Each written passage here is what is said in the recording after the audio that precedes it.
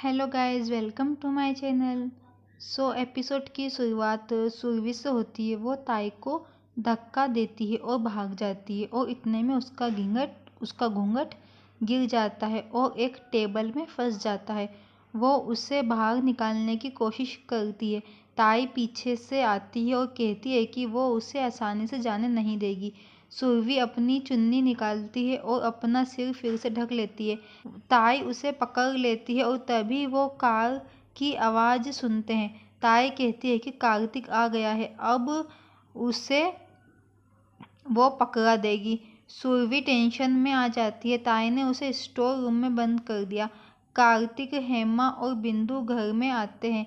ताई कार्तिक से कहती है कि उसने अनिकेत के किडनैपर को पकड़ लिया है और स्टोर रूम के अंदर बंद कर दिया है।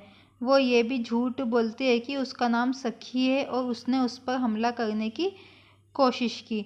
जबकि सुरभि सोचती है कि अगर कार्तिक ने उसे ढूंढ लिया तो उसका खेल खत्म हो जाएगा। वो लोग स्टोर रूम में प्रवेश करते हैं लेकिन उन्हें सुरभि नहीं दिखती है। ताई उसे हैरान होकर बाहर आने के लिए कहती है। कार्तिक आता है।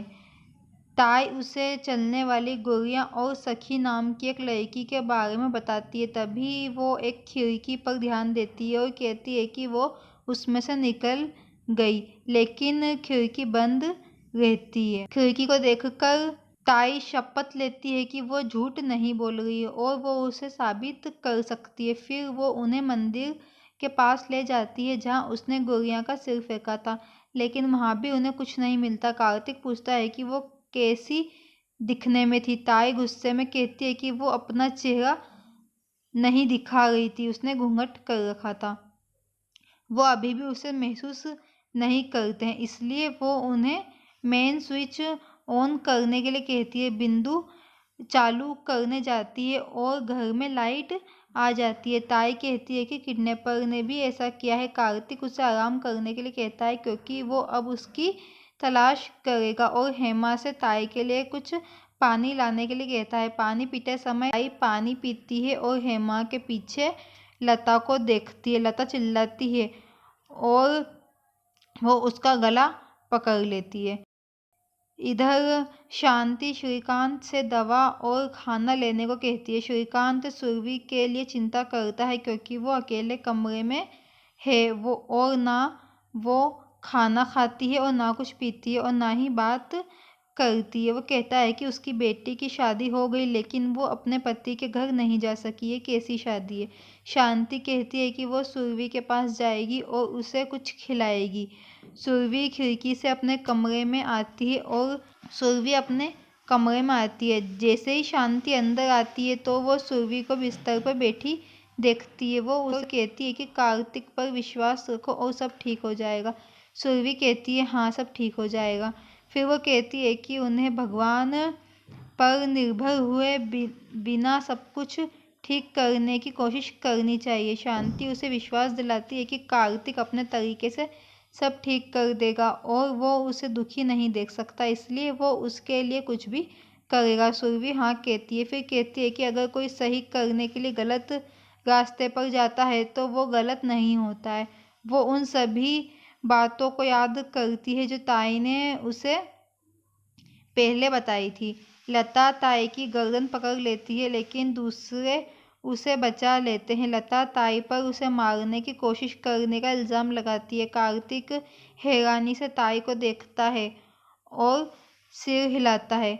लता कार्तिक को बताती है कि उसने उसे बाथटब में डुबोने की कोशिश की। कार्तिक पूछता है कि वो क्या बात कर रही है। लता उसे उस पर ट्रस्ट करने के लिए कहती है क्योंकि ताई उसे मार सकती है। कार्तिक ताई से कहता है कि लता की हालत दिन ब दिन बिगड़ती जा रही है। लता चौंक जाती है और उसे देखती है। वो उससे कहती है कि वो उस पर भरोसा ना करके गलती कर रहा है और ताई उसे फंसा रही है। ताई उसे खुश होते हुए देखती है। लता उसे ताई का असली चेहरा खोलने और देखने के लिए कहती है। ताई कहती है कि कोई उनकी फैमिली पर बुरी नज़र रख रहा है, इसलिए उन्हें हवन करना चाहिए। वो हेमा और बिंदु को लता को अपने कमरे में ले जाने और उसका ख्याल रखने के लिए कहती है। ताई और कार्तिक सुरभि के घर आते हैं। वो श्रीकांत को खाने के लिए कहती है क्योंकि उसे अब उसकी बेटी के हाथ का खाना नहीं मिल पाएगा और उसे खाना खत्म करना चाहिए और सुरभि की विदाई की तैयारी करना चाहिए। अचानक हुई इस बात से सब हैरान हो जाते हैं। श्रीकांत और शांति मुस्कुराते हैं जबकि कार्तिक सुरभि एक दूसरे को देखते हैं। कार्तिक कहता है कि जब तक अनिकेत नहीं मिल जाता जब तक विदाई कैसे हो सकती है। ताई कहती है कि वो इतनी स्वार्थी महिला नहीं है, वो बड़ा बेटा है, इसलिए उसके प्रति उसकी कुछ जिम्मेदारियां हैं। श्रीकांत और शांति तैयारी करने जाते हैं जबकि ताई सुरभि को चूड़ियां पहनाती है। ताई कहती है कि हो सकता है कि उसने अनिकेत से शादी नहीं की लेकिन कार्तिक से शादी की, इसलिए वो उसकी बहू है। फिर वो अपना दूसरा हाथ चूड़ियां लगाने के लिए कहती है। सुरभि हिचकिचाती है क्योंकि उसे वहां चोट लगी है। जैसे ही ताई उसका हाथ पकड़ती है वो खुद चूड़ी अपने हाथ में पहन लेती है। वो कहती है कि वो उसकी आभारी है और वो नहीं जानती कि वो उसका एहसान कैसे लौटाएगी। ताई ने अपना हाथ घुमाते हुए कहा कि उसे लौटाने की जरूरत नहीं है, बस याद रखना चाहिए कि उसे उसने क्या सबक सिखाया है। श्रीकांत और शांति वापस आते हैं। सुरभि ताई का आशीर्वाद लेती है और वो उसे खुश रहने और सभी को खुश रखने का आशीर्वाद देती है, जिसका मतलब है ताई सोचती है कि एक बार जब सुरभि उसके घर आएगी तो वो उसे इतना परेशान कर देगी कि उसकी नई दोस्त सखी उसके सामने आने के लिए मजबूर हो जाएगी। सुरभि को लगता है कि सखी बिना पकड़े ही अपनी दोस्ती पूरी कर लेगी। विदाई की रस्म शुरू होती है। श्रीकांत और सुरभि भावुक हो जाते हैं। कार्तिक श्रीकांत को आश्वासन देता है कि वो सुरभि की देखभाल करेगा और उसे खुश रखेगा। वो उसे कोई दुख या दर्द नहीं आने देगा।